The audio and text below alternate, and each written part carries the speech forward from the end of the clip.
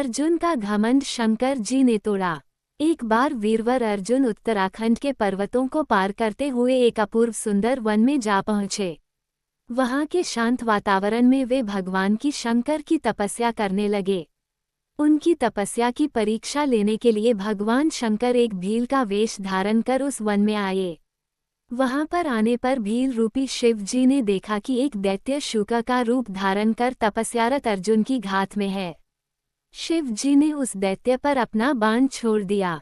जिस समय शंकर भगवान ने दैत्य को देखकर बाण छोड़ा, उसी समय अर्जुन की तपस्या टूटी और दैत्य पर उनकी दृष्टि पड़ी।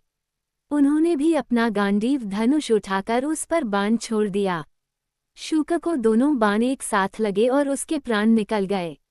शूक के मर जाने पर भीलरूपी शिव जी और अर्जुन दोनों ही शूक को अपने बाण से मरा होने का दावा करने लगे। दोनों के मध्य विवाद बढ़ता गया और विवाद ने युद्ध का रूप धारण कर लिया। अर्जुन निरंतर भील पर गांडीव से बाणों की वर्षा करते रहे, किंतु उनके बाण भील के शरीर से टकरा कर टूटते रहे और भील शांत खड़े हुए मुस्कुराता रहा।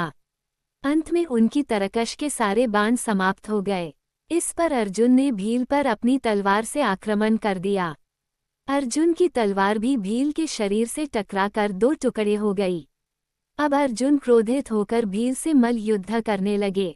मल युद्ध में भी अर्जुन भील के प्रहार से मूर्छित हो गए। थोड़ी देर पश्चात जब अर्जुन की मूर्छा टूटी तो उन्होंने देखा कि भील अब भी वहीं खड़े मुस्कुरा रहा है। भील की शक्ति देखकर अर्जुन को अत्यंत आश्चर्य हुआ और उन्होंने भील को मारने की शक्ति प्राप्त करने के लिए शिव मूर्ति पर पुष्पमाला डाली, किंतु अर्जुन ने देखा कि वह माला शिव मूर्ति पर पड़ने के स्थान पर भील के कंठ में चली गई। इससे अर्जुन समझ गए कि भगवान शंकर ही भील का रूप धारण किया है।